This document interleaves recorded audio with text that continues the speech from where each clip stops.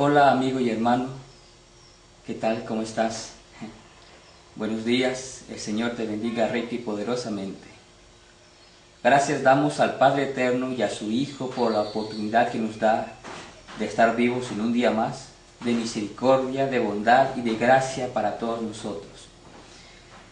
Sabemos que el día de la victoria ya está muy cerca y todos los que anhelamos la corona de la vida que Jesús prometió un día para todos nosotros, debemos de prepararnos día con día como si este fuera el último día de nuestra existencia, de nuestra vida. Es por eso que el día de hoy, 25 de febrero del año 2012, estamos nuevamente frente a la cámara, frente a todos ustedes para traerles un tema más.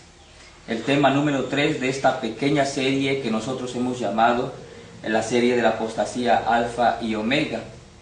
En este tema 3 vamos a tratar asuntos muy importantes. En los temas anteriores analizamos a detalle lo que había sucedido en la época en que Elena de White, la sierva del Señor, había anunciado un peligro inminente para la Iglesia Adventista del Séptimo Día. Ese peligro tenía que ver con una apostasía doctrinal. La apostasía siempre tiene que ver con una doctrina. La apostasía siempre tiene que ser doctrinal. A esa apostasía, la sierva del Señor le llamó la apostasía Alfa y Omega. Conocimos también en los dos anteriores videos, que tú puedes encontrar en la página ladeidad.org o ladeidad.net, que el verdadero significado de esta apostasía era una cosa que no es conocida hoy en día por algunos miembros de la Iglesia Adventista, y los que conocen esta causa y las consecuencias que trajo esta apostasía dentro de la Iglesia Adventista simplemente hacen oídos sordos y no quieren exponerlo y darlo a conocer realmente, como sucedió al resto del pueblo adventista. Nuestro objetivo es mostrar la verdad. ¿Cuál es la verdad acerca de la apostasía Alfa y Omega? Haciendo un pequeño resumen, nosotros podríamos decir que la apostasía Alfa era la introducción de la Trinidad y la apostasía Omega se refería a la confirmación de la doctrina de la Trinidad dentro de la Iglesia Adventista del Séptimo Día. El tema del día de hoy, que estaremos tocando el día de hoy y que estaremos dividiendo en dos partes, lo llamaremos la Trinidad y los pioneros. En esta primera parte analizaremos cómo fue que surgió la doctrina de la Trinidad. Pues ustedes deben de saber que esta doctrina, aunque algunas personas tratan de justificarla como practicada por los apóstoles, por los discípulos de Cristo, y tratan de enseñarla como la doctrina verdadera, ustedes deben de saber que en realidad la Biblia no muestra la existencia de una deidad en tres dioses. Estaremos analizando luego en otro tema qué dice la Biblia acerca de la doctrina de la Trinidad, acerca de la verdadera deidad. Pero eso ya sería un poco más adelante.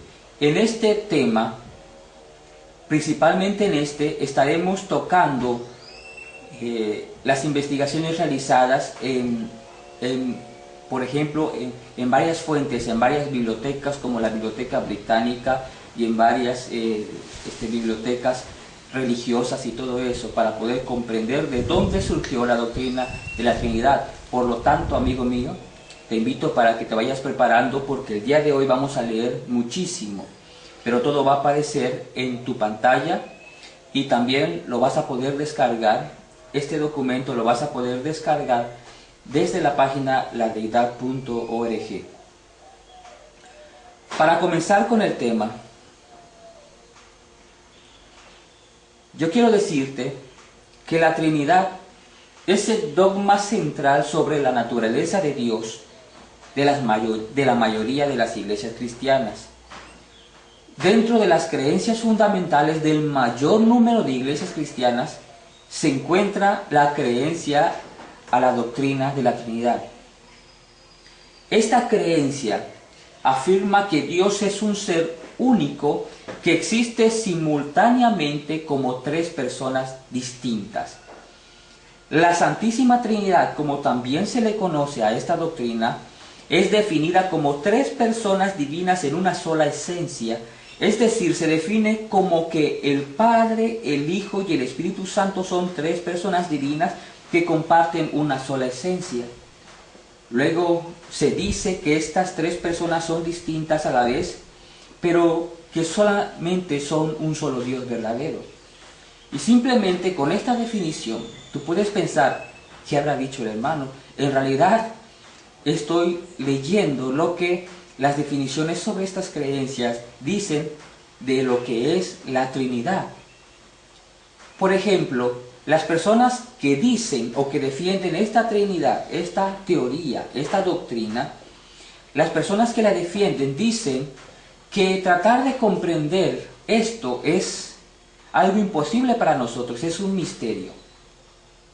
Porque dicen, y ponen el ejemplo de un fraile, o no recuerdo qué será, el ejemplo que ponen ellos es de que tratar de comprender esta doctrina sería igual a tratar de llenar en un vaso, tratar de vaciar todo el agua del océano. O sea que nuestra mente es tan finita que no podríamos comprender qué es en realidad la esencia de Dios o la doctrina de la Trinidad. Tres personas, tres dioses, pero que en realidad son un solo Dios. Es algo muy complicado de comprender. Y si nos pusiéramos nosotros a analizar un poquito, nos podríamos dar cuenta entonces que la salvación solamente sería para las personas tan entendidas que pudieran comprender la Trinidad. Pero gracias a Dios, la Biblia nos dice que la vida eterna la podemos obtener solamente con el conocimiento de la existencia de un Dios verdadero y de su Hijo a quien Él ha enviado. Y esto lo puedes tú leer en Juan 17:3. La Trinidad, amigo mío, es considerada como un misterio, pues no se la puede concebir totalmente con nuestra mente finita. En realidad resulta muy difícil comprender cómo tres personas divinas y distintas pueden constituir un solo Dios verdadero. Estas ideas escapan a toda lógica y razonamiento humano. En realidad, millones de personas que creen en esta doctrina como verdadera la han aceptado como un dogma de fe, más que por la fuerza de la razón. No obstante, amigo mío, tú debes de recordar que la fe y la razón deben de ir de la mano. La fe debe estar sustentada en la razón, pues si no, entonces estaríamos hablando de una fe ciega. Pero, amigo mío, ¿cuál es el origen de esta doctrina? ¿Cuál es el origen de la doctrina de la Trinidad? Ahora vamos a empezar a leer un poquito de historia para que tú puedas comprender y conocer cómo se originó la doctrina de la Trinidad. En el siguiente video, que sería la parte 4 de esta serie, si tú eres adventista del séptimo día, vas a conocer qué es lo que opinaban los pioneros adventistas acerca de esta doctrina. Pero en este video en especial vamos a conocer los orígenes de la doctrina de la Trinidad, de cómo se implantó la doctrina de la Trinidad como una doctrina cristiana. Algunas personas dicen que los que predican en contra de la Trinidad son arrianos. A estas personas solo resta invitarles, mejor dicho, a que investiguen qué era lo que Arrio decía y lo que creía. Durante el reinado de Constantino, se produjo un conflicto religioso de grandes proporciones acerca de la divinidad de Jesús, entre dos corrientes en pugna, que eran el primer grupo que pertenecía a los clérigos de la corriente helenista, que era la mitología griega, que creían y defendían la existencia de triadas de dioses, influenciados por el pensamiento neoplatónico, tanto de Tertuliano como el de la escuela catequista de Alejandría, la cual reverenciaba a Clemente de Alejandría y a y a Orígenes, los más grandes teólogos de la iglesia helenista en aquel tiempo. El segundo grupo, que surgió en el gobierno de Constantino y que había mucha pugna en cuanto a la divinidad de Jesús, pertenecía a los monoteístas que negaban la divinidad del Señor Jesús, de Yahshua, el liderazgo, y estos estaban bajo el liderazgo de una persona llamada o conocida por el mundo religioso como Arrio. McCormick y Strong, en el libro que publicaron ellos, llamado La Trinidad, en el volumen 10, en la página 553, dice lo siguiente: a finales del siglo I y durante el segundo, muchos hombres con una cultura religiosa muy profunda vinieron tanto del judaísmo como del paganismo al cristianismo. Esas personas introdujeron dentro de las escuelas cristianas su teología tanto monoteísta como platónica. Entre ellos se contaba con Tertuliano, cuyas enseñanzas influyeron grandemente en las mentes de los religiosos de la época, los cuales, animados por sus doctrinas helenistas, empezaron a concebir ideas trinitarias hasta llegar al siglo III, donde se comenzaron a debatir esas ideas. Una historia del pensamiento cristiano, escrito por Arthur Cushman McHilford, en la página 240, dice también lo siguiente acerca de esto: tanto los judíos que creían en un solo Dios, como los arrianos que creían que Cristo era adoptado o creado. Fíjate, amigo mío, qué es lo que creía Arrio. Tanto los judíos que creían en un solo Dios, como los arrianos que creían que Cristo era adoptado o creado, estaban en desacuerdo con la filosofía platónica. La oposición en contra de las doctrinas trinitarias por parte de judíos y arrianos era ofensiva para los teólogos religiosos, particularmente para aquellos que sentían la influencia de la filosofía platónica. Entonces, amigo mío, como ya te habíamos dicho y vamos a leer bastante, tú puedes haber notado que las primeras ideas de Trinidad de dioses, de triada de dioses, venían en la era helenística.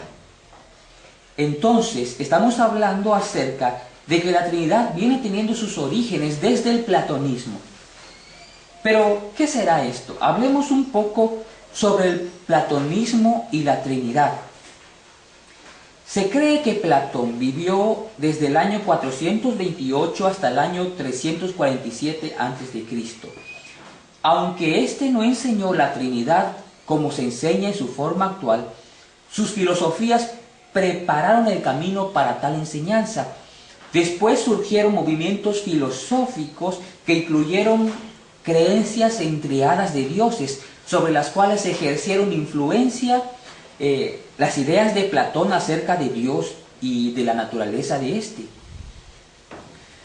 El diccionario francés Nouveau Dictionnaire Universal, algo así, nosotros no sabemos hablar francés, pero ahí le vamos a poner abajito cómo se escribe para que ustedes también puedan investigarlo.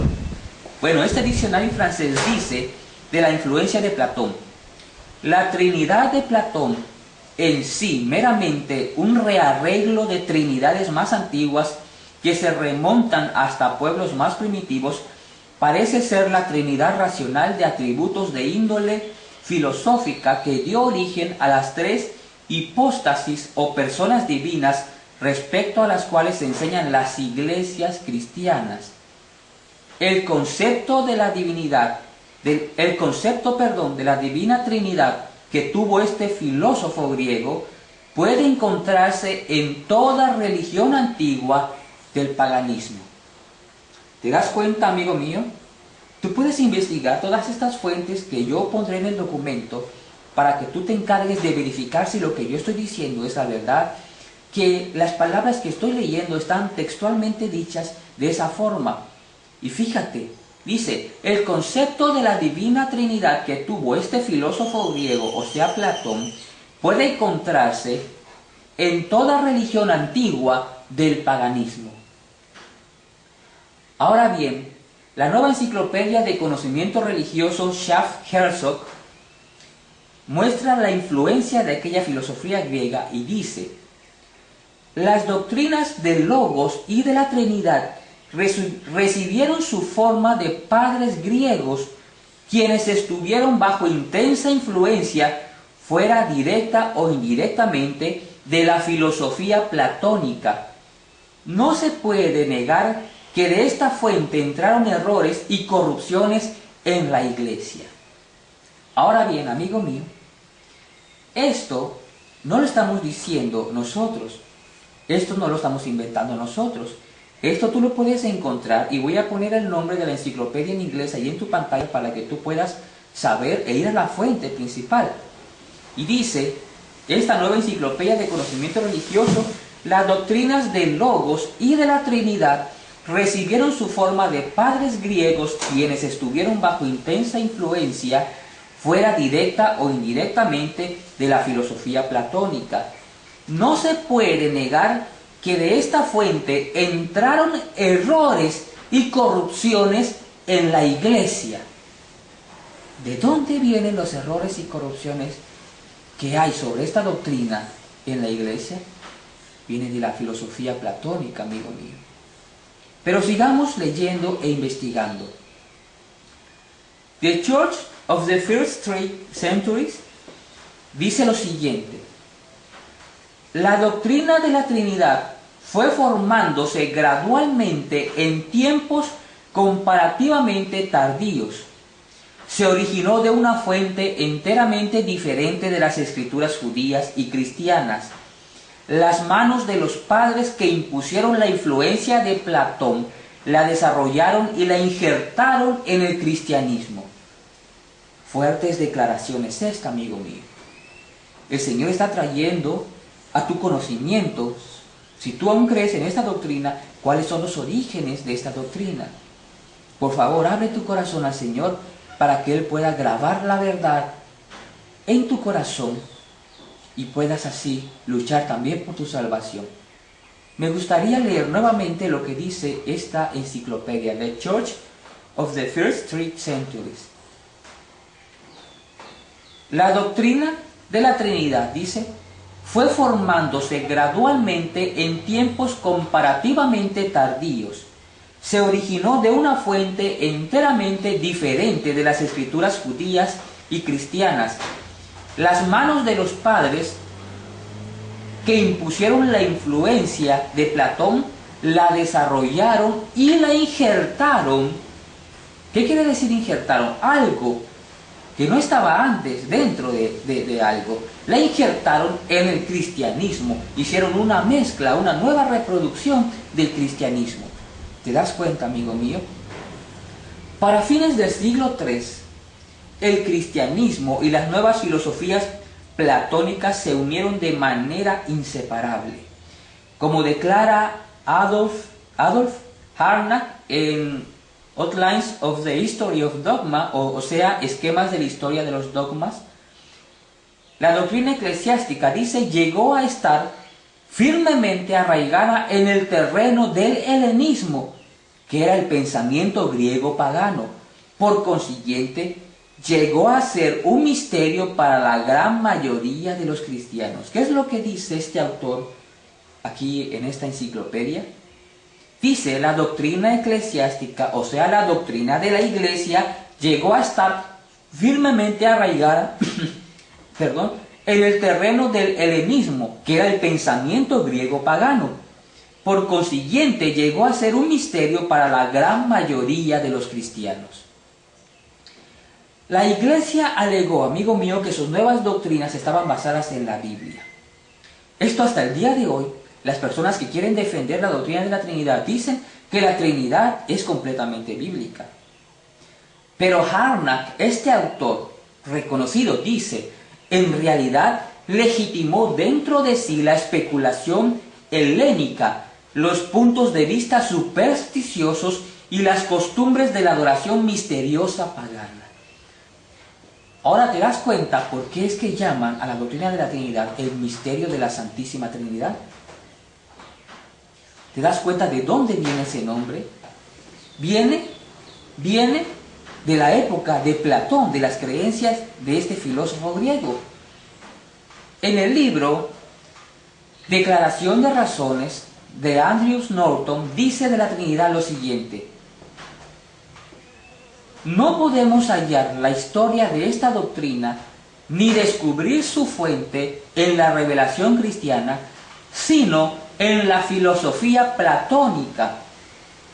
Y sigue diciendo, la Trinidad no es doctrina de Cristo ni de sus apóstoles, sino una ficción de la escuela de los platónicos posteriores. ¿Te das cuenta, amigo mío? Las piedras hablándonos a nosotros en estos últimos días y dándonos a conocer cuál es la verdad acerca de la correcta deidad. Y yo te quiero leer nuevamente lo que dice Andrew Norton acerca de la Trinidad. Dice, y esto no es una persona religiosa.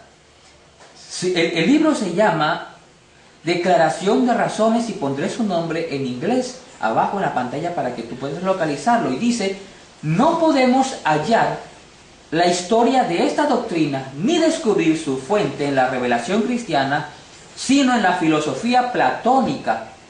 La Trinidad no es doctrina de Cristo ni de sus apóstoles, sino una ficción de la escuela de los platónicos posteriores. Grandes evidencias el Señor está mostrando el día de hoy, amigo mío. Y así en el siglo IV, la apostasía que predijeron Jesús y los apóstoles floreció plenamente. El desarrollo de la Trinidad fue solamente una manifestación de esta apostasía.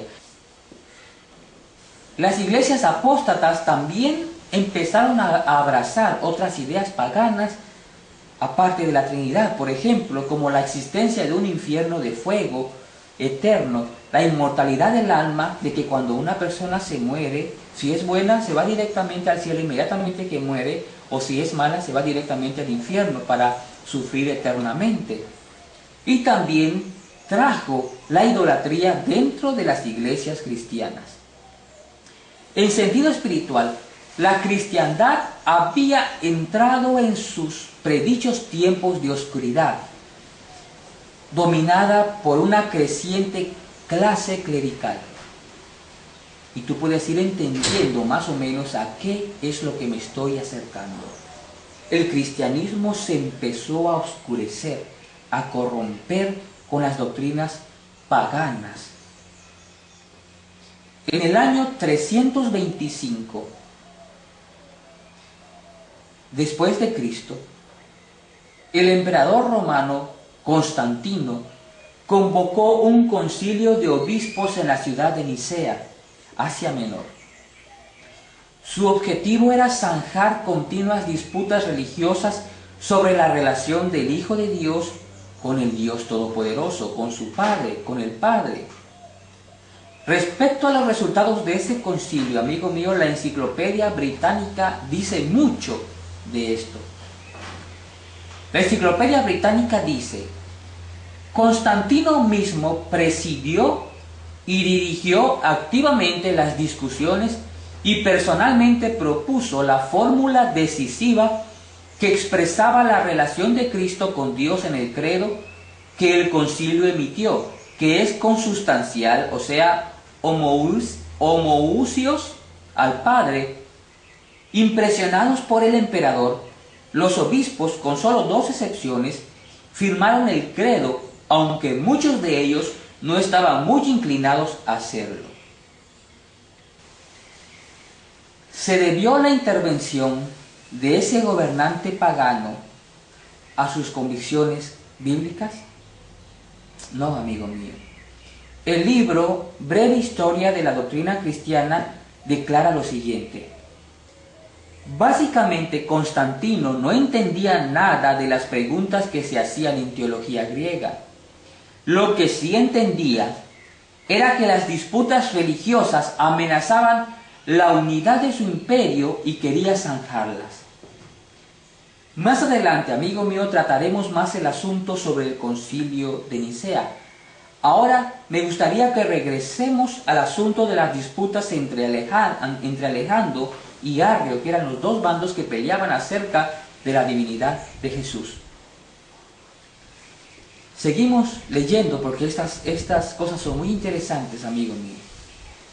Alejandro, siendo obispo de Alejandría, fue el que encendió la pólvora del conflicto cuando predicó un sermón utilizando la palabra latina homousios, que significa la misma sustancia y proviene del griego upóstasis, con el mismo significado, y que Hebreos 1.3 menciona como la imagen misma de su sustancia, aludiendo la divinidad de Jesús. Esto no fue del agrado de Arrio, obispo, quien era en ese momento obispo de Alejandría, lugar en donde comenzó el conflicto en el año 318 después de Cristo, que duró, y este conflicto duró más de 50 años y dividió la opinión del cristianismo de la época, hasta ahorita también. Arrio decía que Cristo no era Dios. ¿Te das cuenta? Arrio decía que Cristo no era Dios, que ni podía ser Dios porque era simplemente una criatura, o sea, un ser creado, y que de ninguna manera podía ser de la misma sustancia del Padre Eterno, provocando un tremendo escándalo que estremeció la estructura moral de la iglesia local y se extendió de manera incontrolable por todas partes del mundo religioso. El uso de la palabra upóstasis fue la que prácticamente provocó el conflicto. Sucedió lo que Santiago 3.5 dice: he aquí cuán grande bosque enciende un pequeño fuego, hablando sobre la lengua de uno. Arrio y sus seguidores creían que Jesús era Hijo de Dios, pero que de ninguna manera podía ser el único Hijo y tampoco podía ser igual al Padre Eterno. ¿Te das cuenta qué es lo que creía Arrio? Decía que Jesús no podía ser el único Hijo y tampoco podía ser igual al Padre, por su condición de haber sido creado, engendrado, igual que lo fue Satanás, mencionando también entre los hijos de Dios en el libro de Job 1.6 y en Génesis 6.2. Y de esta manera, la corriente de hoy en día, llamados los testigos de Jehová, piensan igual acerca de Jesús. Como estos arrianos no creían en la divinidad de Jesús, se oponían a cualquier intento de adorar o aceptar a Jesucristo como Dios, o como parte de la deidad, de alguna deidad, porque según sus argumentos de ellos, la adoración que se le quería dar a Jesús violaba el primer mandamiento de la ley de Dios, que dice: oye Israel, nuestro Dios Jehová uno es, y amarás a Jehová tu Dios de todo tu corazón y de toda tu alma y con todas tus fuerzas. Y esto tú lo puedes encontrar en Deuteronomio, en el capítulo 6, en el verso 4 y 5. La parte que habían sido grandemente influenciada por la mitología del paganismo y el tradicionalismo greco-romano, asentados en la ciudad de Alejandría, la más importante de Egipto, dice la historia, estaba bajo el liderazgo de Alejandro, un obispo de Alejandría, apoyado por un diácono de su iglesia de nombre Atanasio. Estos defendían sus creencias dentro de las filas neocristianas, basadas en la idea mitológica de la existencia de una deidad formada por tres personas completamente distintas la una de la otra, un Padre, un Hijo y un Espíritu, como si fueran uno, existiendo en un estado triple. Alejandría era la sede del mundo religioso de esa época, era lo que el Vaticano representa para los católicos hoy en día. El problema que presentaban los de la corriente de Alejandro, el obispo, era que no podían justificar ante los arrianos, ante los monoteístas, la adoración a Jesús, y tampoco podían reconocer el estado divino de la persona de Cristo, de Jesús. No encontraban en él ningún vínculo con el Dios del Antiguo Testamento, pues carecían de la revelación divina que muestra ahora en estos días que Cristo era el Dios del Antiguo Testamento, el Dios de Israel. Solamente la formación helenista era lo que ellos tenían. Por eso para ellos era difícil el poder demostrar que Jesús era divino. Para limar estas asperezas y reconciliar a ambos grupos, a Constantino se le ocurrió una idea y convocó a un concilio en Nicea en el año 325 de la era cristiana, tal como veremos a continuación. Ahora, amigo mío, vamos a entrar a hablar un poquito acerca del concilio de Nicea. Tanto Arrio como Alejandro dominaban religiosa y políticamente gran parte del mundo conquistado por los romanos, y la hegemonía que ejercían en sus adeptos estaban a punto de provocar una especie de guerra civil. Esta guerra civil ponía en peligro la estabilidad del poderío romano que estaba en ese momento bajo el mando de Constantino. Y eso solamente inició por el uso de la palabra apóstasis. Este emperador, para tratar de encontrar una solución a dicho conflicto, envió en el año 324 a Ocio, al obispo español, para que mediara y pacificara a ambos bandos, pero este no tuvo éxito en su misión. Ante este fracaso, Constantino convocó a todos los obispos, tanto arrianos como alejandrinos, a un concilio ecuménico, el cual se celebraría al año siguiente, en el año 325 después de Cristo, en la ciudad de Nicea. Así se hicieron los credos, relata la historia, más o menos así. O sea, el concilio de Nicea no fue convocado por los líderes religiosos de la época, sino que fue convocado por el emperador Constantino en su afán de poder conciliar ambas partes que traían disputas entre ellos para que su gobierno no se viera amenazado. Este concilio fue convenido para resolver la controversia entre dos escuelas de pensamiento que habían surgido en Alejandría concerniente a la naturaleza de Dios y la relación entre el Padre, el Hijo y el Espíritu Santo. Querían conciliar esas ideas. Al fin llegó entonces el día tan esperado de ese concilio, en el cual se había de debatir la divinidad del Señor Jesús. Y la pregunta principal que iba a surgir en ese concilio era: ¿era Jesucristo la imagen misma de la sustancia del Padre o no era? ¿Era Jesucristo creado o era engendrado? Constantino pronunció el discurso de apertura, preocupado más que todo por la estabilidad de su imperio, pues la verdad del Evangelio ocupaba para él un segundo plano. En realidad no era la intención encontrar cuál era la verdadera deidad. Y después vamos a saber por qué. Esto lo convirtió en el primer ecumenista e introdujo ese error, el error del ecumenismo, en las iglesias. Hoy en día nosotros escuchamos del Concilio Mundial de Iglesias, el ecumenismo del Concilio Mundial de Iglesias, etcétera, en el que participan todas las iglesias, incluyendo la Iglesia Adventista, por más que trate de justificarse que solamente van como oidores, pero que no participan activamente. Eso es una idea vaga que le venden a las personas para no reconocer que en realidad están participando dentro de ese ecumenismo. Y este error en las iglesias fue introducido también por el emperador Constantino. El debate estaba tan reñido que ninguno cedía en su posición radical, hasta la intervención de un joven diácono muy astuto llamado Atanasio, quien era subalterno del obispo Alejandro. Este utilizó toda su astucia, expuso una tesis donde por primera vez se hablaba abiertamente sobre la existencia de tres dioses en uno. O sea, hablaba sobre la Trinidad. Note lo que Hubert Jering escribe en los concilios ecuménicos de la Iglesia Católica.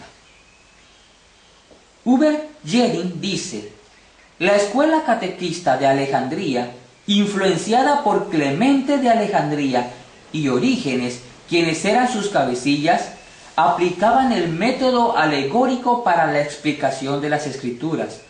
Su pensamiento fue influenciado por Platón y su punto fuerte era la especulación teológica, la misma que aplicó Atanasio con mucha elocuencia, pues había sido instruido en esa escuela catequista y se contaba entre sus miembros. Esto lo puedes encontrar en los concilios ecuménicos de la Iglesia Católica de Hubert Jennings en la página 29. Una historia del pensamiento cristiano. Arthur Cushman McGillivray en la página 396 dice lo siguiente: Atanasio explicaba que la deidad era un Dios que existía en tres relaciones simultáneas como un hombre siendo un padre, un hijo y un hermano, concepto que cambió después en el concilio de Nicea.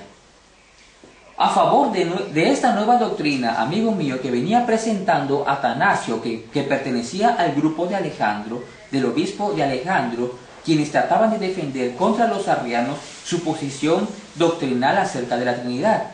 A favor de esta doctrina votaron 301 obispos helenistas y 17 obispos de los grupos monoteístas la rechazaron por completo. Por lo tanto, por haber mayoría, los obispos helenistas ganaron en ese momento el favor del emperador.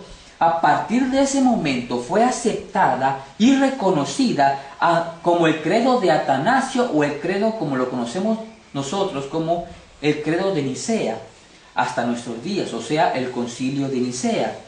Así que la mayoría aprobó de esa manera este credo, dentro del cual está la esencia de la doctrina de la Trinidad, que en la versión del texto griego dice lo siguiente: creemos en un solo Dios, Padre omnipotente, creador de todas las cosas, de las visibles y de las invisibles, y en un solo Señor Jesucristo, Hijo de Dios, nacido, unigénito del Padre, es decir, de la sustancia del Padre, Dios de Dios, luz de luz, Dios verdadero de Dios verdadero, engendrado, no hecho consustancial al Padre, por quien todas las cosas fueron hechas, las que hay en el cielo y las que hay en la tierra, que por nosotros los hombres y por nuestra salvación descendió y se encarnó, se hizo hombre, padeció y resucitó al tercer día, subió a los cielos y ha de venir a juzgar a los vivos y a los muertos, y creemos en el Espíritu Santo. Sin mucho énfasis, este concilio de Nicea termina de esta forma, sin dar una explicación de quién creían ellos de que era el Espíritu Santo. Arrio, cuando supo que ganó el bando alejandrino, se opuso tenazmente a la decisión de este concilio de Nicea y no cesó de combatirla, aunque negando siempre la divinidad de Cristo, luchó en contra de este concilio de Nicea. Transcurrió el tiempo y los religiosos miraban que esa doctrina no prosperaba, porque la mayoría había votado presionado por el emperador Constantino o por congraciarse simplemente con él para ganarse sus favores. La verdad era que nadie la podía entender, como hasta el día de hoy. Si tú le preguntas a alguien que te explica acerca de la Trinidad, te va a decir que simplemente es algo difícil de comprender porque es un misterio. Lo mismo pasaba en aquella época. Esta doctrina no prosperaba porque nadie la podía entender. Nadie podía concebir la idea de creer en tres personas distintas que al mismo tiempo eran uno, tal como sucede en nuestros días. Qué triste, querido amigo, cuando nosotros queremos aferrarnos a algo que no entendemos. Entonces, ¿qué tan fácil sería nuestra salvación entonces? ¿Cómo es que nos dice la Biblia que la salvación o la vida eterna solamente la podemos obtener conociendo a Dios y a su Hijo? Entonces, si la Trinidad fuese una verdad para nosotros, entonces es lógico que tendríamos que conocer el significado de la Trinidad, o teníamos que conocer de qué estamos hablando cuando decimos que Dios es un Dios triuno, para poder ser salvos, porque la Biblia dice que esa es la única manera de obtener la vida eterna. Sin embargo, amigo mío, los patriarcas de la nueva organización religiosa se las ingeniaron para enseñar la existencia de un Dios triuno, con un mensaje bíblico completamente contaminado por el paganismo, aunque se complicaban al tratar de explicar en términos humanos la relación entre Cristo y su Padre y la tercera persona de dicha deidad, o sea, el Espíritu Santo. No es mi intención ofender a las personas que están aquí presentes acerca de la creencia del Espíritu Santo. No es esa mi intención. Mi intención es abrir el conocimiento de la palabra del Señor a través de la historia, primeramente, para que nosotros podamos comprender cómo es que se origina esta teoría de que el Espíritu Santo era la tercera persona de la Trinidad. Cada esfuerzo que estas personas hacían, amigos, de explicar la doctrina de la Trinidad era persuasivo y dominante fuera del contexto bíblico. Después, bueno, si hay alguna pregunta después pueden hacerlas con tranquilidad. Además, amigo mío, aquella decisión del Concilio de Nicea no había terminado con el conflicto. El conflicto entre la disputa de cuál era la deidad verdadera seguía todavía, pues ni la Trinidad había sido aceptada por los monoteístas como lo declaraba el credo o el Concilio de Nicea, o el concilio o el credo de Atanasio, ni el monoteísmo tampoco había sido aceptado por los helenistas, los que venían de la tradición helenística, o sea, las enseñanzas del filósofo griego Platón. El pleito entonces ya no era entre Alejandro y Arrio, el pleito se había vuelto entre Atanasio y Arrio. Este último había sido nombrado obispo de Alejandría, cargo que ostentaba antes el obispo Alejandro. Bueno, eso es parte de la historia que nosotros tenemos que conocer para llegar al meollo del asunto, del origen de la doctrina de la Trinidad. Todo mundo se involucró en aquel conflicto que se agravó aún más después del Concilio de Nicea. Y la Iglesia se vio grandemente dividida por los escándalos en cortes, intrigas políticas y hasta se incurrió también en asesinatos por tratar de presionar a las personas en creer lo que ese concilio decía y que nadie entendía. 7 años después del Concilio de Nicea se realizó otro concilio llamado el Concilio de Tiro. Atanasio, que había sido nombrado obispo, fue depuesto de su cargo, fue quitado de su cargo con la complacencia del emperador Constantino, que aún vivía, lo cual agravó este conflicto más. Todo parecía que el pensamiento de Arriano había triunfado. La hegemonía de este emperador, dice la historia, la hegemonía que este emperador ejerció, dice la historia, por medio del poder que ostentaba, fue crucial para introducir entre los religiosos de su tiempo la mitológica creencia en 3 personas distintas como si fueran 3 dioses. Atanasio murió en el año 373 después de Cristo, pero la polémica que él había sembrado en su postura, en su exposición sobre la Trinidad, no finalizó sino hasta el año 381 de la era cristiana. En el primer concilio de Constantinopla, ya muerto Arrio y Constantino, en ese concilio fue convocado y fue presidido por el Papa Dámaso y el emperador romano Teodosio, quien había ocupado el puesto de Constantino el Grande. Teodosio también era llamado Teodosio el Grande. Y bien, para combatir las doctrinas de Macedonio, patriarca, que era patriarca de Constantinopla, y que éste admitía la divinidad del Hijo, pero que negaba la existencia del Espíritu Santo y de otras cosas. Él decía, o sea, Teodosio decía que el Espíritu Santo era una criatura de Dios. ¿Se imaginan? No sabían ni siquiera qué era el Espíritu Santo y sin embargo la promovían como un ser. Podían explicar claramente quién era el Padre, Podían explicar claramente quién era el Hijo, pero cuando alguien venía y le preguntaba acerca de quién era el Espíritu Santo, simplemente no sabían decir. Por eso es que el Concilio de Nicea se trozó en el momento en que dijo que creemos en Dios Padre y explicó lo que era Dios Padre, creemos en Dios, en Jesucristo, el Hijo de Dios, y explicó quién era Jesucristo, y cuando llegó el Espíritu Santo simplemente dijo y creemos en el Espíritu Santo y punto. Era algo que no podían explicarse ni ellos mismos. Teodosio el Grande combatía las doctrinas de Macedonio. Él decía que el Espíritu Santo era una criatura de Dios, una especie de superministro de todas las gracias, pero que de ninguna manera podía ser Dios.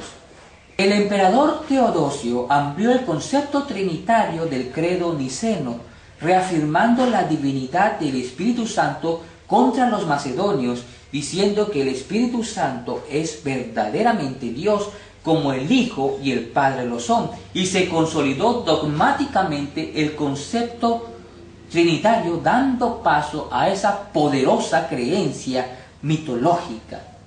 Y fíjate cómo es que ellos se expresan hacia la creencia de la Trinidad. Se expresan como una poderosa creencia mitológica. Los teólogos y los eruditos bíblicos reconocen, amigo mío, que la doctrina de la Trinidad fue un producto del siglo IV, no aceptada por la Iglesia Universal hasta más de 3 centurias después de la muerte de Cristo. Después de 300 años de Cristo haber muerto, surgen hombres con doctrinas extrañas, influenciados por el paganismo mitológico griego, diciendo que Dios era una Trinidad. 300 años después de Cristo, no se conocía la existencia del Espíritu Santo como un Dios aparte del Padre y del Hijo. Eso es lo que quisiera que tú comprendieras, que nos está enmarcando la historia. En el libro Trinidad, volumen 14, en la página 295, dice lo siguiente: esto ocurrió hasta que el dogma definitivo trinitario de un Dios en 3 personas se volvió ampliamente asimilado dentro de la vida y del pensamiento cristiano. Ya para finales del siglo IV, amigo mío, la doctrina de la Trinidad se empezó a expandir gradualmente en medio de muchas controversias, y con el transcurso del tiempo, que fueron 17 siglos más o menos, se fue consolidando hasta nuestros días. La mayoría de las iglesias, como les dije al principio, creen en la doctrina de la Trinidad sin comprenderla. Tienen una fe ciega en esa doctrina, aún no sabiendo explicarlas. Algunas personas que aman al Señor, cuando escuchan las evidencias que el Señor muestra a través de la historia y más a través de su palabra, entienden que esa doctrina no es bíblica y que es completamente pagana y satánica. Y abren los ojos y el corazón al Señor y cambian hacia la correcta deidad explicada en la Biblia, que se encuentra en el Padre y en el Hijo. La doctrina de la Trinidad se propagó lentamente por todo el viejo mundo a una costa de vidas. Para que las personas pudieran aceptar esta doctrina de la Trinidad, se les explicaba o se les trataba de explicar que ellos creían de que era esta doctrina. Pero como ni ellos mismos la entendían, las personas a las que le explicaban la Trinidad pues simplemente no la entendían también.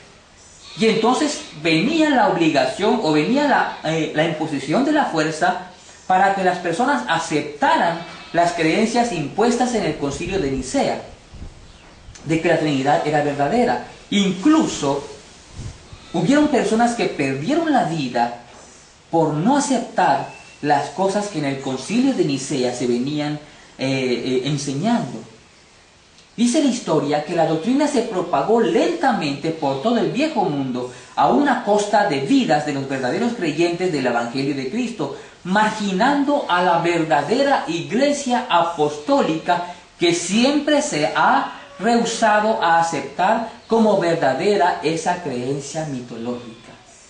Amigo mío, la verdadera Iglesia formada por los creyentes del Evangelio de Cristo no acepta la doctrina mitológica de la Trinidad. La enciclopedia de las religiones que estamos leyendo dice: todos los que aceptaron a esa doctrina pagana como una realidad ya podían comer y dormir tranquilos sin miedo a la persecución y a la muerte. ¿Cuáles eran las consecuencias de no creer y aceptar la doctrina de la Trinidad en aquella época? El miedo a la persecución y a la muerte. Ahora bien, amigo mío, yo quiero que reflexiones un poco. Dice: lo mismo que fue, lo mismo que será. Nada hay oculto debajo del sol, dice la Biblia. En el antiguo tiempo, cuando la doctrina de la Trinidad, en la antigüedad, cuando la doctrina de la Trinidad empezó a surgir, se aplicaba a la fuerza para que las personas creyesen y abrazasen esa doctrina falsa como una doctrina verdadera, bíblica. Y las personas que no aceptaban esa doctrina como verdadera y seguían creyendo en lo que decía la Biblia, eran sacrificados, eran asesinados por las personas que venían encargándose de propagar esta doctrina. Ahora bien, amigo mío, en estos últimos días en que el Señor empieza a mostrar la verdad de esta doctrina y empieza a mostrar la verdad también acerca de la correcta deidad bíblica, las fuerzas opositoras contra las fuerzas de la verdad se van levantando una tras otra, y pronto habrá una lucha en la que se tendrá que incurrir nuevamente, porque la historia así lo declara, en que las personas que no acepten a la correcta deidad bíblica van a perder la vida. Por eso es que la Biblia dice que los 144,000 señalados, los 144,000 sellados, que tendrán que dar testimonio de la verdad del Señor, de quién es Dios y de todas las verdades que han sido pisoteados, van a entonar el canto de Moisés y del Cordero, que era el canto de su sufrimiento y de su experiencia, dice Elena de White. Los 144,000 estarán en el ojo del huracán, estarán luchando por defender las doctrinas correctas de la Biblia, incluyendo la verdadera deidad bíblica. Y como en la historia se presentaron opositores a las personas que creían a la verdad, lo mismo pasará en este tiempo y habrá muerte. Por eso es que la Biblia enseña en Apocalipsis 11 que los 144,000 darán testimonio con su propia vida. Algunas personas decimos que no, pero la historia misma ha hablado. Y así como Cristo dijo en el momento antes de su muerte: Padre mío, ¿por qué me has abandonado?, los 144,000 sellados, hijos de Dios, también dirán: Padre mío, ¿por qué me has abandonado?, cuando sientan lo fuerte de este asunto, de esta controversia, que ya se esté acercando a su fin. Cuando Cristo esté a punto de venir, las cosas se pondrán más difíciles para este grupo. Y si tú quieres ser parte de este grupo, tienes que aceptar la verdadera deidad bíblica y las verdades ocultas de la Biblia. Y entonces, cuando el Señor selle tu vida con su espíritu, tú podrás defender la verdad a una costa de tu vida, porque habrás entendido que tu vida en este mundo es pasajera y no te importará morir siquiera, porque sabes que después de eso te viene la vida eterna. Por eso cuando Cristo venga en las nubes de los cielos, resucitará, levantará a sus 144,000 sellados y los encontrará con vida cuando Él esté viniendo. Pero esto es parte de otros estudios, amigo mío, y yo te invito para que descargues en la página ladeidad.org, tú que me escuchas por video, descarga los temas Cronograma Profético del hermano Eri Sánchez, y también el tema Viene el Esposo. Y a todos ustedes les voy a traer también una copia. Bueno, vamos a encaminarnos nuevamente en el tema que estábamos en cuestión, porque nos desviamos un poquito. Dice, la enciclopedia de las religiones, repito, dice: todos los que aceptaron a esa doctrina pagana como una realidad ya podían comer y dormir tranquilos sin miedo a la persecución y a la muerte. Mucha gente la fue aceptando por el solo oír, sin constatar si era verdadera o falsa, debido a que las transcripciones que se hacían de las escrituras eran a mano y eran sumamente costosas y muy escasas obtener una copia de ellas. Además, eran vulnerables para alterarlas, lo cual facilitó el quitar o agregar algo. De esta manera, amigo mío, la apostasía se fue acrecentando. Pablo profetizó acerca de ella diciendo: pero el Espíritu dice claramente, y esto lo puedes encontrar en 1 Timoteo en el capítulo 4, en el verso 1, pero el Espíritu dice claramente que en los postreros tiempos algunos apostatarán de la fe, escuchando a espíritus engañadores y a doctrinas de demonios.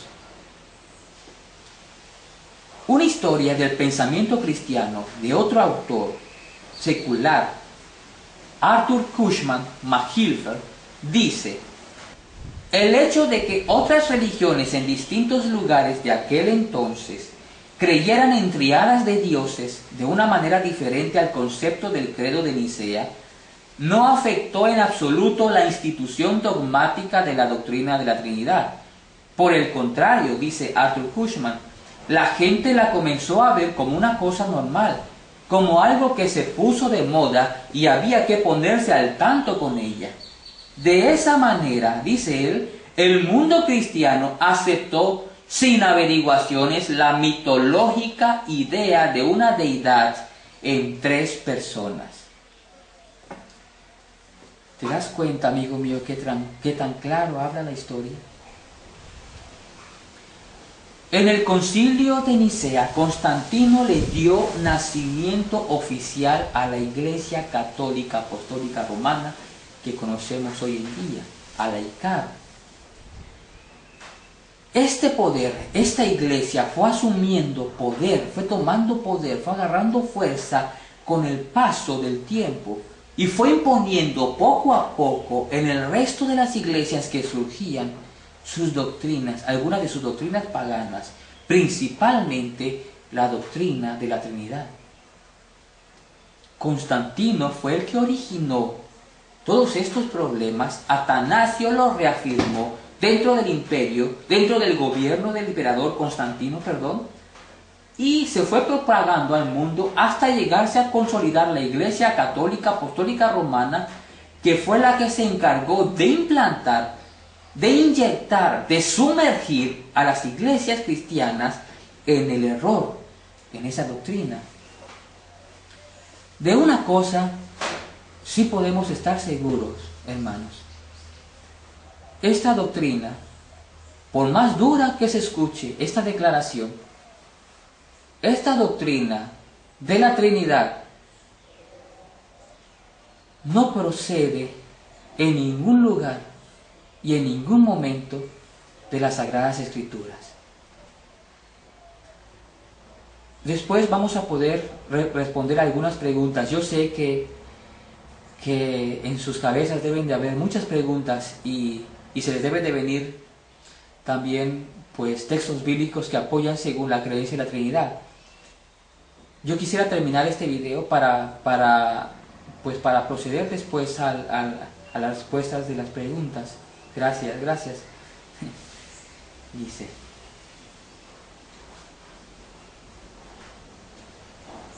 pero, amigo mío, retomando el tema, ahora quiero hablar acerca de Constantino el Grande, que tuvo que ver mucho con la implementación de estas doctrinas de la Trinidad, y tuvo que ver también mucho con la implantación, con la suplantación del sábado por el domingo. Todos ustedes como adventistas del séptimo día ya conocen eso, que Constantino fue el que cambió el sábado por el domingo. Pero ignoran que Constantino fue el que implementó, el que implantó también la doctrina de la Trinidad dentro del cristianismo. Y ahora en este momento, a través de los datos históricos, ustedes están conociendo cuál es la verdad. Después vamos a imprimir esos documentos y se los voy a dar. Pero, ¿quién era Constantino el Grande? Posteriormente vamos a tratar un poco más de la historia de Constantino el Grande, el emperador romano. Pero antes veamos lo que sucedió después del concilio de Nicea. Querido amigo, este tema está tratando de abarcar la mayor parte de la historia para que tú no seas engañado y conozcas los verdaderos orígenes de esta doctrina que fue adoptada luego por las iglesias cristianas, incluyendo también a la iglesia adventista del séptimo día, quien en sus inicios, la iglesia adventista del séptimo día en sus inicios no fue trinitaria. Regresemos entonces al tema. ¿Qué ocurrió después del concilio de Nicea? Bueno, dice la historia, aquellos quienes contra su voluntad se habían suscrito al credo del concilio de Nicea, estaban determinados a redimirse tan pronto fuese posible, realizándolo por cualquier medio, y lo lograron. La historia es curiosa. Son valiosas las lecciones que podemos aprender nosotros a través de la historia. Por eso el Señor dejó o permitió que la historia se fuera plasmando en libros para nuestro conocimiento y para poder nosotros estar alerta que lo mismo que fue es lo mismo que será. Así dice la Biblia, ¿verdad? En el año 327, Constancia, quien era hermana de Constantino, se mantuvo fiel al bando de Arrio, teniendo un presbítero arriano como consejero espiritual. Este presbítero la convenció, amigo mío, de que Arrio había sido injustamente acusado y condenado por el concilio. En sus últimas horas de vida, Constancia le suplicó a su hermano Constantino que reconsidere la justicia de la sentencia, como ella declaró, contra aquel hombre inocente e incomprendido, hablando por Arrio. Poco después de la muerte de su hermana, de Constantino, Constantino le envió un mensaje a Arrio llamándolo del destierro, prometiendo mandarlo de vuelta a Alejandría. Arrio retornó y le presentó al emperador una confesión de fe que le pareció satisfactoria a este. Más o menos para la misma época, Constantino le restableció el favor a los otros arrianos importantes de la época, como era Eusebio de Nicomedia y Teoglio Ptolemai. Perdón por los nombres, no, pero son nombrecitos extraños.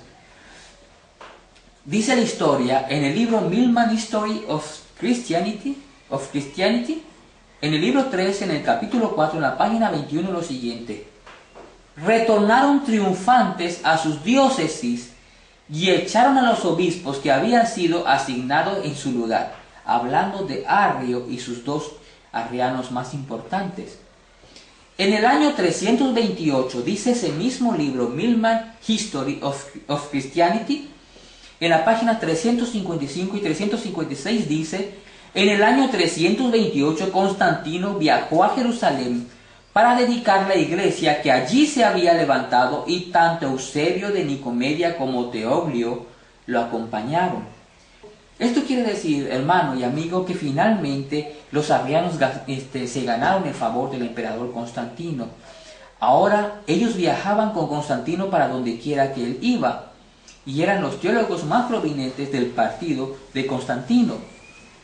La influencia arriana sobre Constantino era muy grande. Por medio del poder del emperador, mandaron 5 veces al exilio a Atanasio, quien había ganado la propuesta del Concilio de Nicea con su enseñanza sobre la Trinidad. Recuerda que Atanasio fue el que, con gran despliegue de conocimiento, implantó la idea principal de la Trinidad en el Concilio de Nicea. Dice la historia que Atanasio fue nuevamente condenado y desterrado a Treves en Gaul en febrero del año 336. Dice el libro Neander, History of the Christian Religion and Church, en el volumen 2, en la sección cuarta, en la división 2a, en la página 30, lo siguiente: el retorno de Arrio a Alejandría era causa de continuo tumulto y fue llamado a Constantinopla. A requerimiento del emperador, Arrio presentó una nueva confesión de fe que resultó satisfactoria, ordenando Constantino que el obispo de Constantinopla reciba a Arrio en la hermandad de la iglesia en un día de culto público, que era un día sábado. El obispo rehusó completamente el admitirlo, y los arrianos, bajo la autoridad del emperador, amenazaron que el siguiente día domingo forzarían su entrada a la iglesia y obligarían que sea admitido como miembro pleno. Tras esto, el partido de Atanasio, dice, se refugió en la oración. El obispo oró sinceramente, antes bien para que la iglesia no cayese en desgracia, sino por la muerte de Arrio. Y por cierto, Arrio murió esa misma noche. En Constantinopla, donde los hombres estaban familiarizados con los crímenes asiáticos, hubo más de una sospecha de envenenamiento. Pero cuando Alejandro proclamó que su oración había sido contestada, se olvidaron lo que había sido la oración, y había poca diferencia entre orar por la muerte de un hombre o en llevarla a cabo. Esto lo puedes encontrar tú en Draper Intellectual Development of Europe, en el capítulo 9, en el párrafo 39, en la página 358 y 359. Es decir, amigo mío, que Atanasio se puso a orar cuando Arrio estaba a punto de ingresar nuevamente en la orden cristiana, pero no oraba para que la iglesia no cayese en la desgracia, sino que oraba para que Arrio muriera, ¿no? Hoy en día hay personas también que oran para que otras personas mueran, ¿no? y puedan dejar el camino libre para que ellos puedan seguir predicando sus herejías. Hay personas que se alegran incluso de la muerte de algunos siervos que el Señor utilizó para mostrar mensajes al mundo durante muchos años. Hay personas que se alegran y dicen después que bueno, usando expresiones poco apropiadas que no está en mí recordarlas, dan a entender que después estas personas que seguían, dicen ellos que seguían a un hombre, iban a proclamarlos como héroes de la fe. Pobre gente, sinceramente no saben lo que hablan, están ciegos por completo, el Espíritu del Señor ya no está en ellos. En este libro, en Draper Intellectual Development of Europe, se muestra también en la historia cómo las personas siguen pensando exactamente igual. Con tal de mantener sus ideas mentirosas como verdades, son capaces de todo. Dice la Enciclopedia Británica en el artículo llamado Constantino lo siguiente: pedido tras pedido fueron elevados a Constantino para que Atanasio volviera a su lugar en Alejandría, pero el emperador simplemente los denunció como orgullosos, turbulentos, obstinados e intractables. En el año 337, Constantino fue bautizado por uno de los obispos arrianos y luego murió. Surgieron entonces a la muerte de Constantino, según la historia, nuevos emperadores que fueron los hijos de Constantino. A Constantino le nacieron 3 hijos. Uno de ellos se llamaba Constantino, de igual manera, que tenía 21 años de edad. El otro era Constancio, que tenía 20 años de edad, y el otro hijo de Constantino era Constanis, que tenía 17 años. Entre ellos 3 se dividió el imperio que su padre había conquistado. Constantino II tomó Constantinopla y una parte del oeste, con preeminencia del rango. Constancio retuvo Tracia, Egipto y todo el oriente, y Constanis, el hijo más pequeño de Constantino, tomó la mayor parte del occidente. Constancio era un arriano celoso, en tanto que Constantino y Constanis eran católicos no menos celosos. Esto nos enseña la Enciclopedia Británica, artículo Constantino en la página 359. En el mismo año, en el 340, Constantino II murió en una batalla con su hermano Constanis. Después del asesinato y muerte de los dos hermanos, de dos de los hijos de Constantino, Constancio tomó todo el poder para sí, y tan pronto se sintió con la autoridad suprema para mandar en todo ese imperio, decidió ejercitar venganza sobre Atanasio, el principal precursor del Concilio de Nicea, haciendo que la doctrina arriana fuese la religión en todo el imperio. Se propuso lograr entonces esto al modo ortodoxo, mediante un concilio general. Así fue, amigo mío, como se había establecido la doctrina atanasiana, que todos los católicos sostenían estrictamente ortodoxa, estableciendo la doctrina arriana mediante un proceso similar, no menos ortodoxa, nos dice el libro que acabamos de leer de la Enciclopedia Británica en la página 366. Sigue enseñando este libro. Inmediatamente los oficiales comenzaron con el mayor sigilio a juntar las tropas necesarias en la ciudad. Se tardó 23 años y una fuerza de 5.000 hombres tenían posesión de las partes más importantes de la ciudad. La noche anterior a un solemne día de fiesta de la iglesia, Atanasio estuvo liderando los servicios de la iglesia de Santo Tomás. Repentinamente, al mediodía, esto dice Milman, el libro Milman, History of Christianity, el libro 3, en el capítulo 5, en el párrafo 28, repentinamente al mediodía hubo alrededor de la iglesia un sonar de trompetas, un correr de caballos y choques de armas. Las puertas se abrieron violentamente y con la descarga de una nube de humo irrumpieron los soldados con sables desenvainados, arremetiendo para arrestar a Atanasio. Dice la historia: los ayes de los heridos, los quejidos de los pisoteados al tratar de forzar su salida, los gritos de los asaltantes se mezclaban en un clamor vivido y melancólico. En la misma Enciclopedia Británica, en el artículo Constantino, en la página 372 y 373, se reafirma lo que la anterior enciclopedia nos mostraba. En esas páginas, esta Enciclopedia Británica nos dice: en el tumulto, Atanasio escapó nuevamente. Escenas como estas que se vivían en aquel tiempo, amigos, no eran raras. La unión de la iglesia con el Estado dio origen a cualquier clase de violencia. Los obispos se elegían y ordenaban rodeados por guardias fuertemente armados para protegerlos de las turbas amotinadas. Hoy en día nosotros podemos decir que la religión está separada por constituciones de cada país, de cada estado, está separada de la política. Pero va a llegar el día en que el poder político y el religioso se volverán a unir para levantar nuevamente la persecución para las personas que muestren una verdad que es indiferente y aborrecida por el mundo. Después de esto, se llevó a cabo el concilio de Rimini.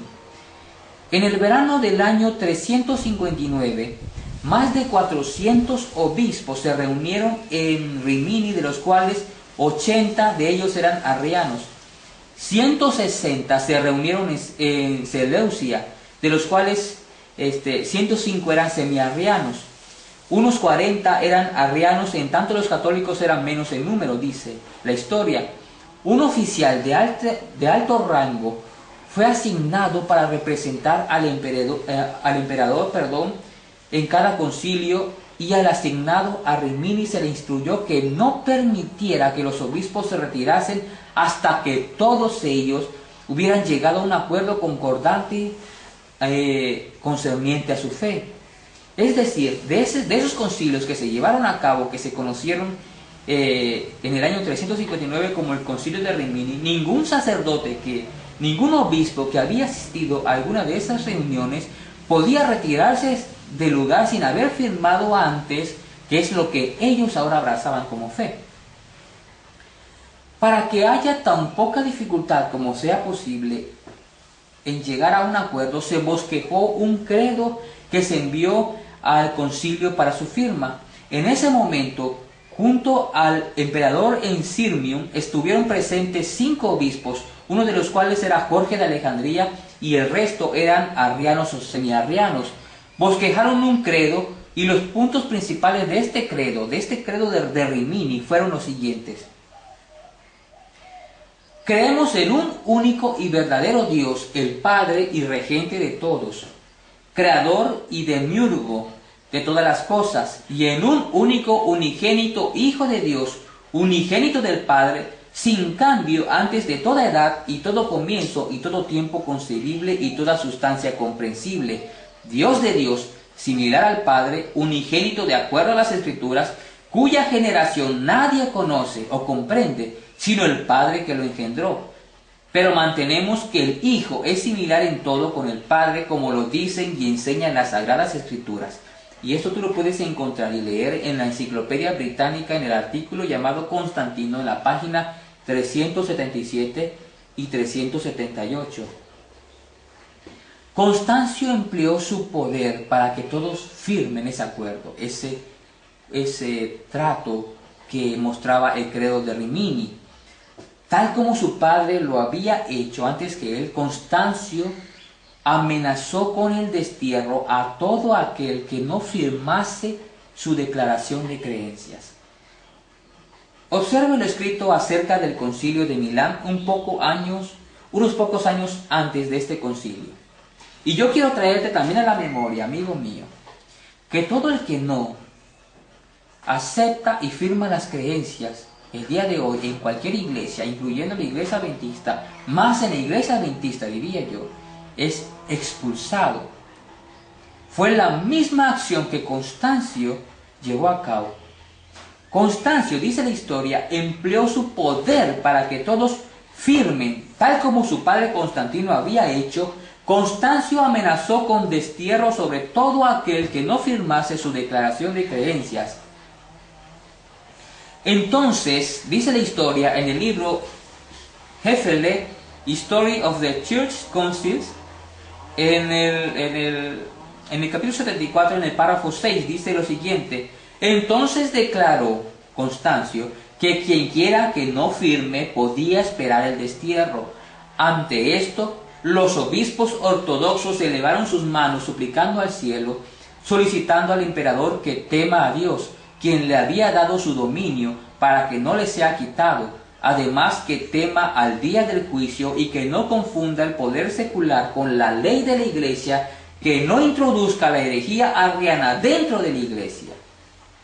Esto dice la historia en el libro Hefele, History of the Church Councils, en el capítulo 74, en la sección 74, en el párrafo 6. Dice también ese mismo libro en la página 368, se olvidaron lo que ellos mismos habían aprobado unánimemente ante Constantino en el concilio de Nicea, siguiendo el mismo curso que ahora condenaban en Constancio en el concilio de Milán, en su aprobación de la acción de Constantino de forzar sobre otros lo que ellos mismos creían. Se autorrobaron el derecho a protesta cuando Constancio o cualquier otro optaron por forzar sobre ellos lo que creían otros. No les debería parecer extraño que cosecharan lo que otros sembraban.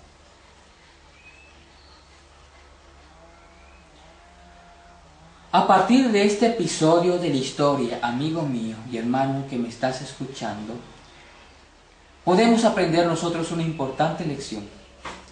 En cualquier momento, alguien que emplee la fuerza, sea por parte del gobierno o por parte de alguna institución religiosa o mediante cualquier otro medio para persuadir a otros para que crean como ellos creen, están ciertamente en el curso de acción que Satanás y sus seguidores implementaron.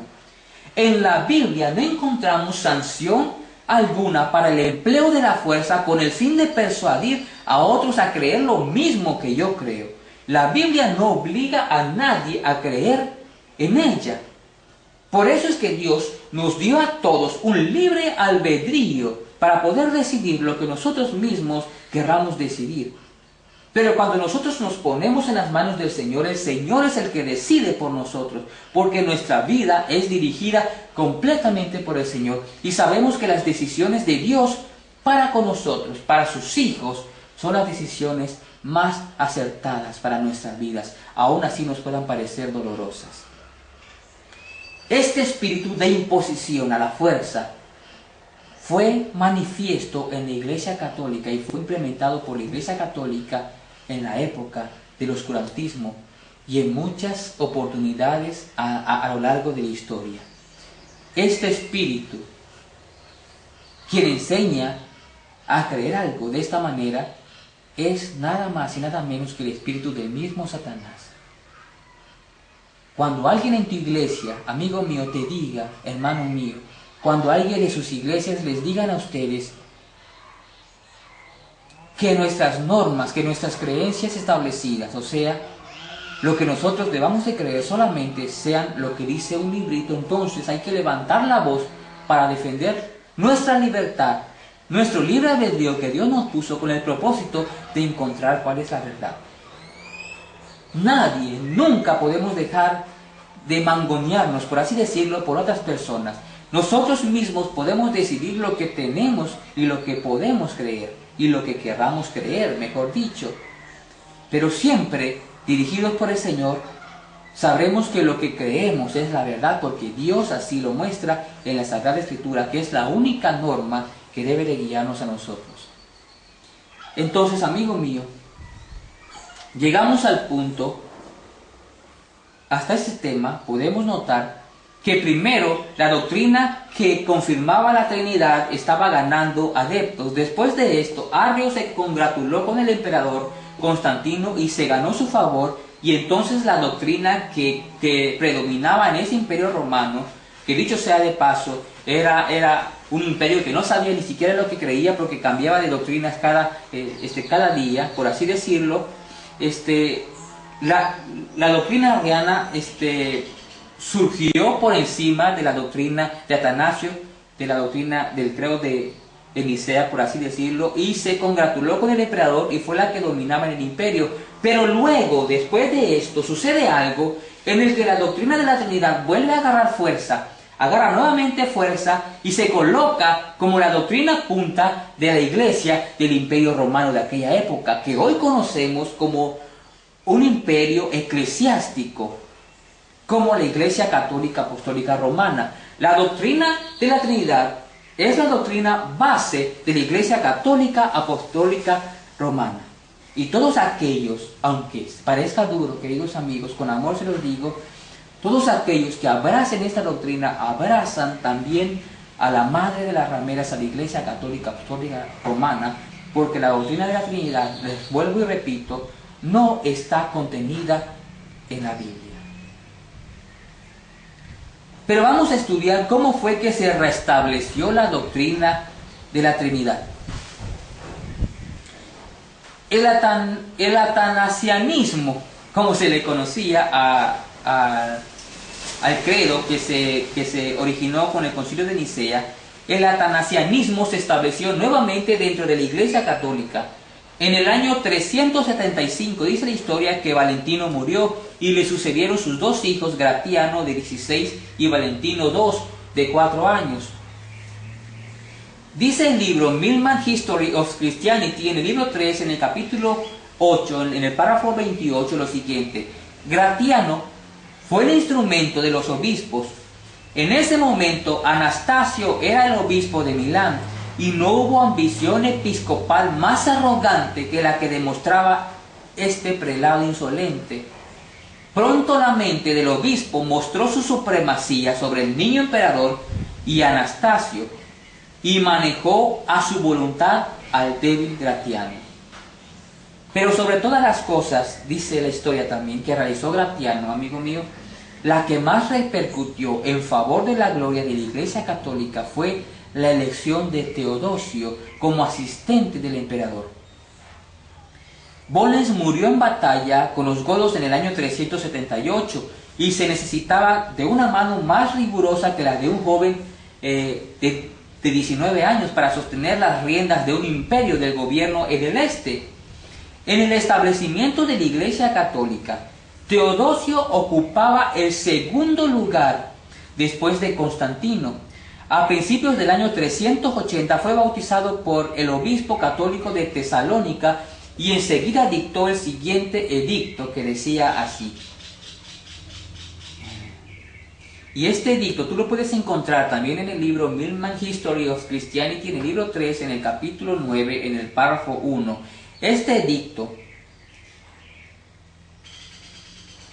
que fue dictado por Teodosio, decía de la siguiente manera: es nuestro placer que las naciones gobernadas bajo nuestra clemencia y moderación deban resueltamente adherirse a la religión enseñada por San Pablo a los romanos, cuya tradición se ha preservado fielmente y profesado ahora por el pontífice Damasio, quien era el papa de la época, y por Pedro, obispo de Alejandría, un hombre de santidad apostólica.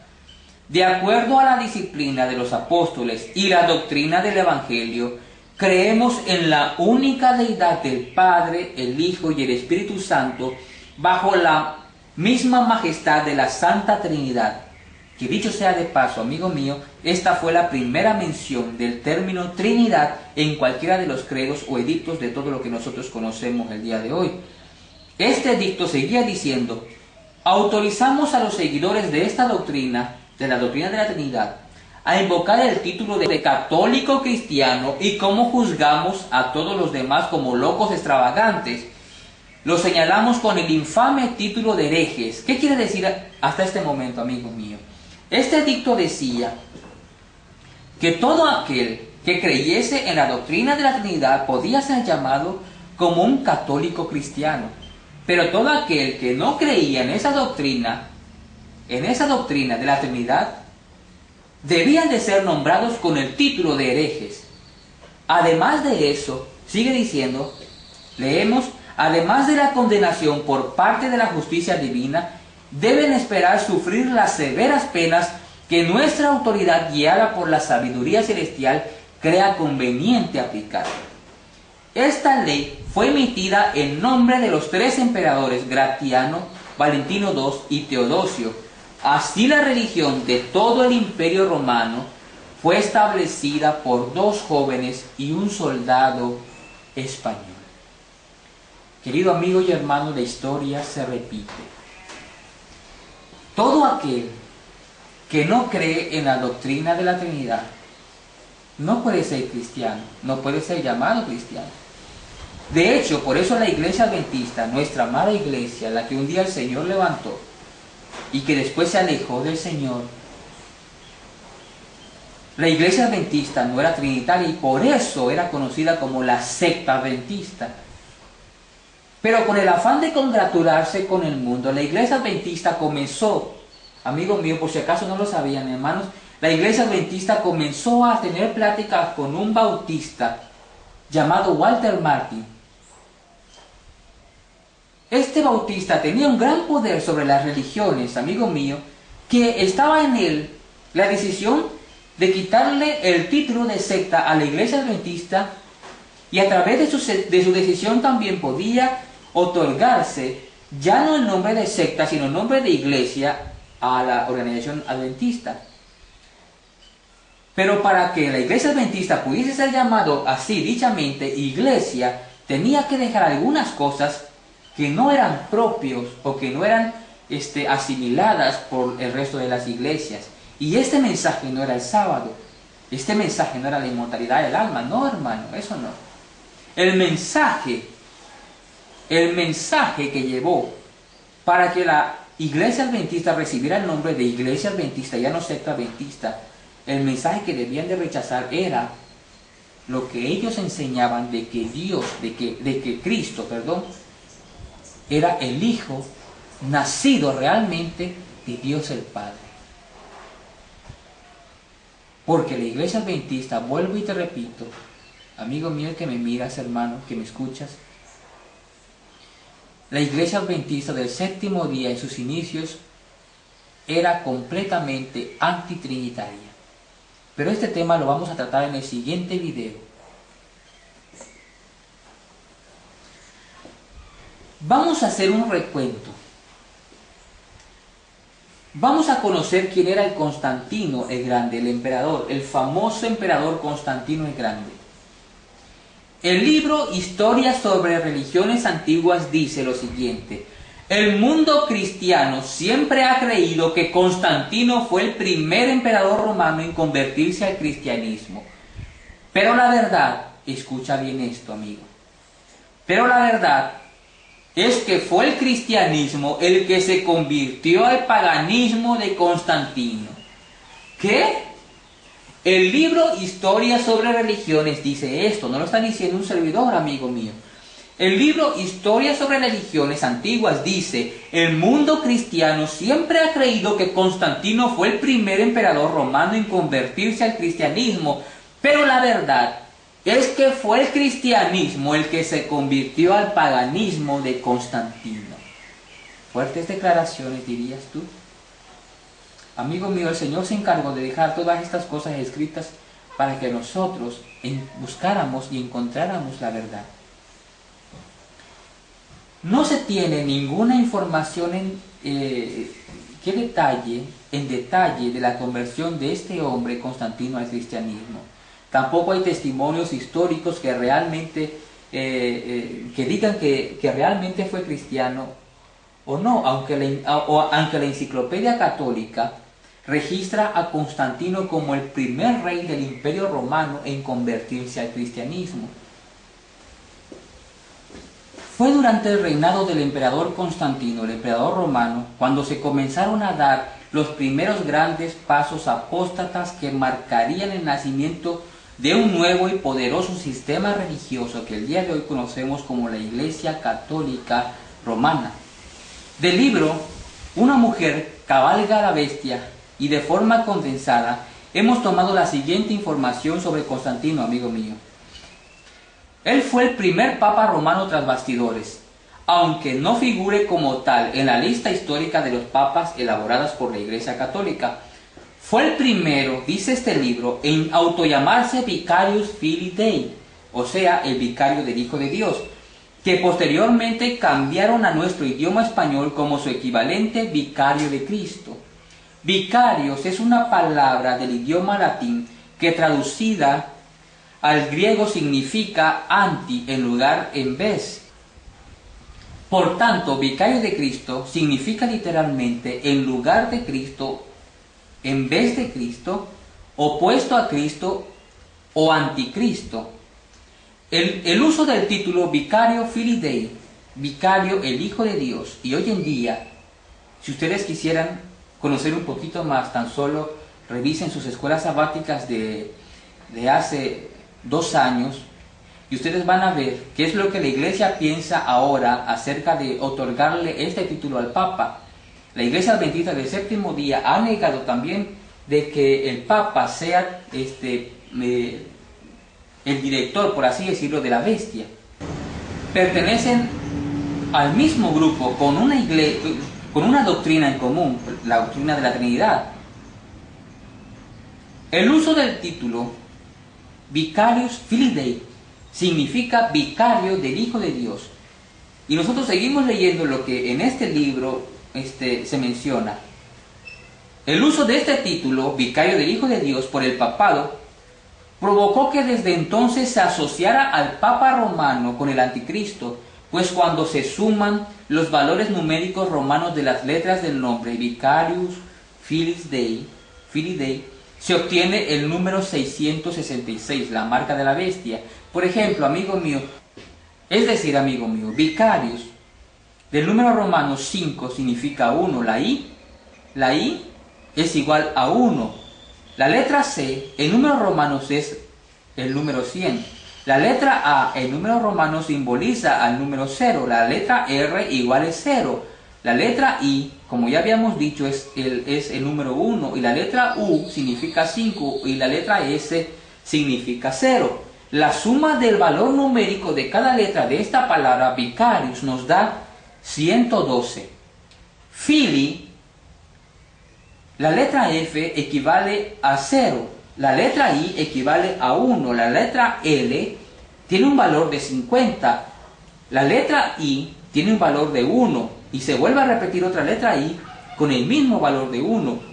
O sea que Fili tiene un valor al sumar todas estas letras de 53. Ya tenemos 112 más 53. La palabra Dei viene de la letra D que tiene un valor numérico de 500. La letra E equivale a 0 y la letra I, como ya habíamos enseñado, equivale a 1. El valor numérico romano es de 501. El total de la suma de los valores numéricos de todas estas partes de las letras, o sea, del número 112 más 53 más 501 da 666. Este título, que en latín es Vicario Filii Dei, o sea, vicario del Hijo de Dios, lo heredaron todos los emperadores y papas que le sucedieron a Constantino hasta el día de hoy. Cuando el emperador Constantino, amigo mío, para que tú te informes, supuestamente se convirtió al cristianismo en el año 313 después de Cristo, le dio libertad a los cristianos, así como también le dio la categoría oficial de la iglesia cristiana, en colaboración con el paganismo. Es decir, amigo mío, Constantino se convirtió al cristianismo, se hizo cristiano, según la historia, y en ese momento se dejó de perseguir a los cristianos. Algunos dicen que Constantino iba camino a una batalla cuando de pronto alzó la vista al cielo y vio en el cielo una luz en forma de una cruz. Y que en ese momento que estaba él perdiendo la batalla, al ver esa visión, recobró fuerzas y tanto fue así que ganó esa batalla. Y desde ese momento Constantino se hizo cristiano. Se dejó de perseguir entonces a los cristianos y a las congregaciones religiosas, a las congregaciones o a los grupitos de personas que se reunían en el nombre de Cristo se les llamó iglesias cristianas o obtuvieron oficialmente el nombre de iglesias cristianas por causa de Constantino, de la conversión de este. Puesto que la iglesia ahora era un cuerpo religioso reconocido en el imperio, Constantino como emperador tenía que ser reconocido también, porque él había sido el originador, tenía que ser reconocido como la cabeza de esta. Además, promulgó una ley restringiendo toda labor en el día domingo, declarándolo como día de descanso, y le llamó venerable día del sol. Es decir, si nosotros pensábamos que Constantino, gracias a su conversión,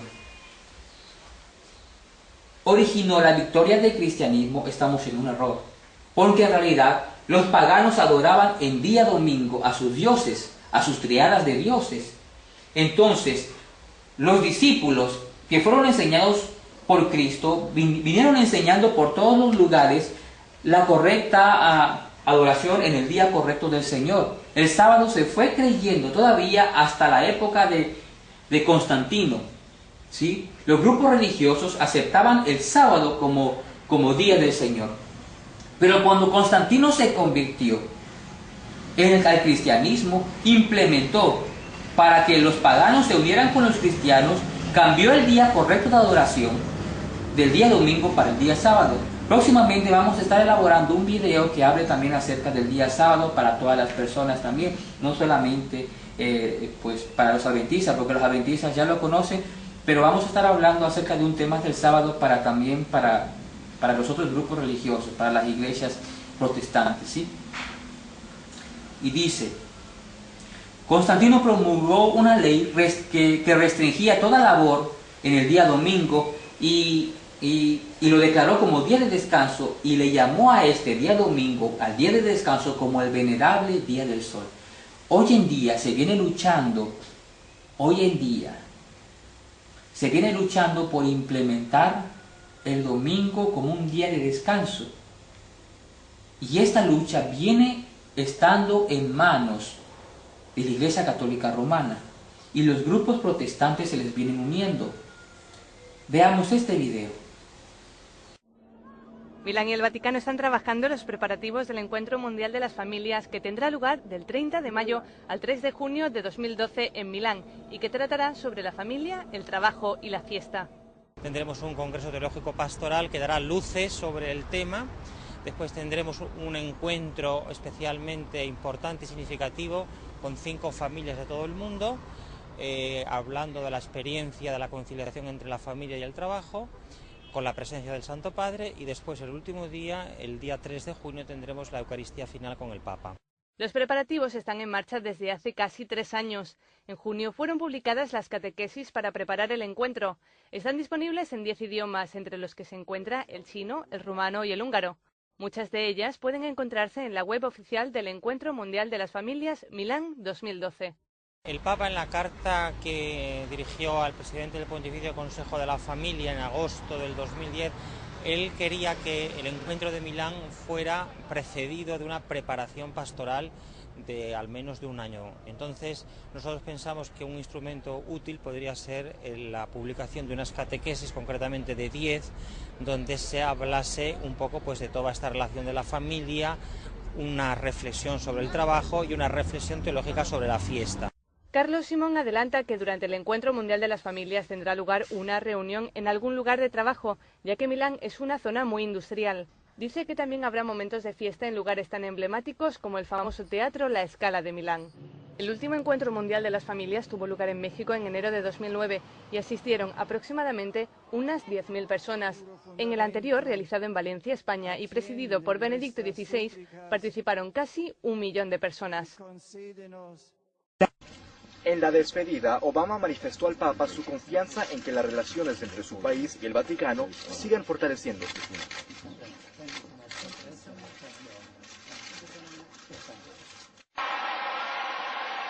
Durante la Angelus en Castel Gandolfo, Benedicto XVI comentó el Evangelio del domingo.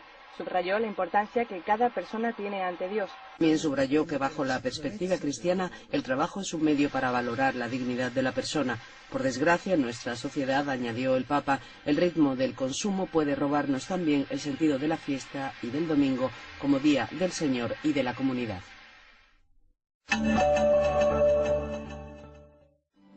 Benedicto XVI ha pedido oraciones en este mes de octubre para que se viva el domingo como el día en que los cristianos se reúnen para celebrar al Señor resucitado, participando en la misa de la Eucaristía. La concepción contemporánea del trabajo y de la fiesta minan el fundamento de la familia, favoreciendo un estilo de vida individualista. Es la reflexión que Benedicto XVI coloca al centro de la carta para el 7º Encuentro Mundial de las Familias, que se llevará a cabo en Milán del 30 de mayo al 3 de junio de 2012.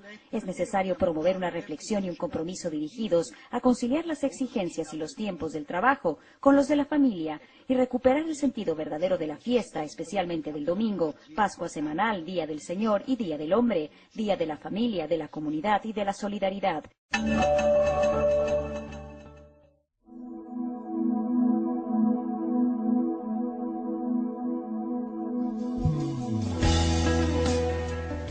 En el Parlamento Europeo hay una iniciativa en curso con el fin de proteger el domingo como un día de descanso semanal en la legislación de los Estados miembros y comunitaria de la Unión Europea.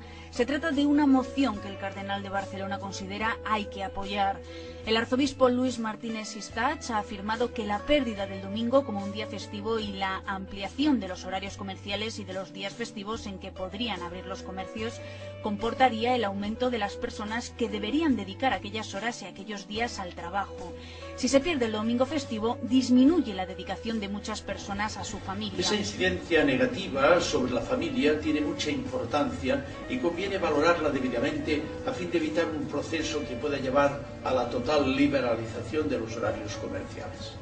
Porque el matrimonio y la familia son instituciones capitales para el bien de las personas y de la propia sociedad.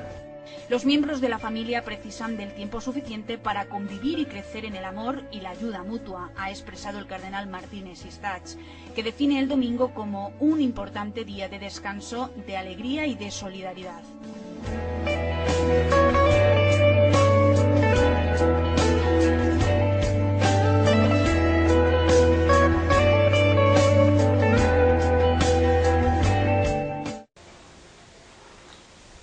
Hemos visto en este video que se pretende levantar nuevamente el domingo como un día de descanso en varias partes del mundo.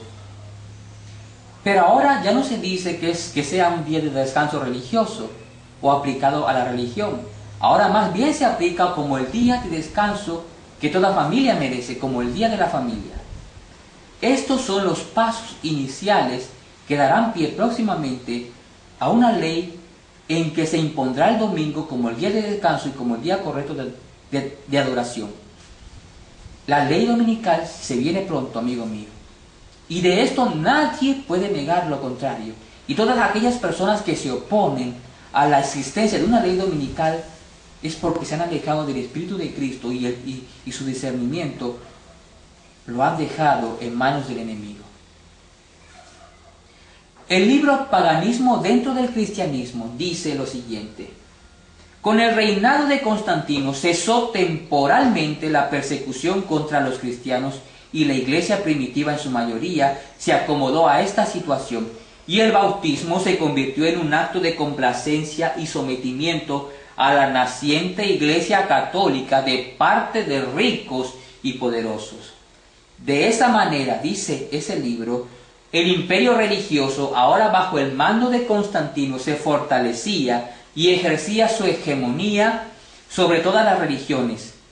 Estas, a la verdad, estaban muy complacidas por la forma que Constantino manejaba los asuntos religiosos, llegando a ser el receptáculo de todas las corrientes religiosas de esa época, lo que se conoce como ecumenismo, de los cuales el Concilio de Nicea es parte histórica muy importante por todo lo que sucedió allí.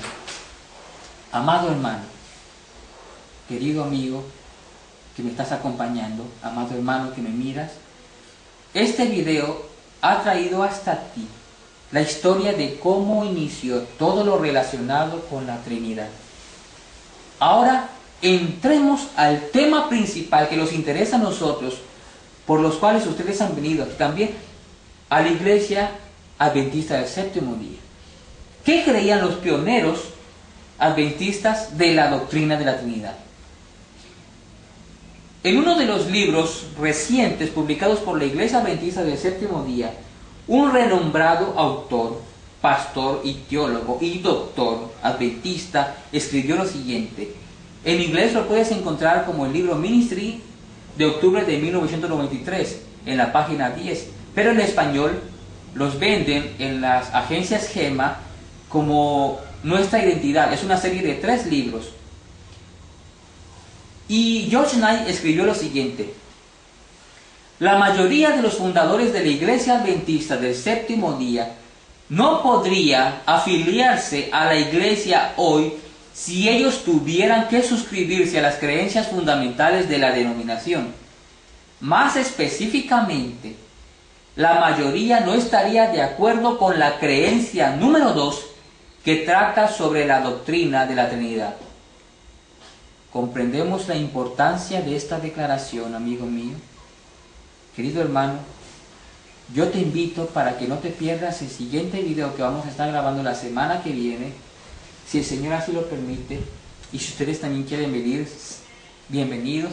Estaremos grabando la parte número 4 de esta serie que llamaremos la Trinidad y los pioneros adventistas, la parte número 2. La siguiente semana la estaríamos grabando, si Dios nos permite la vida.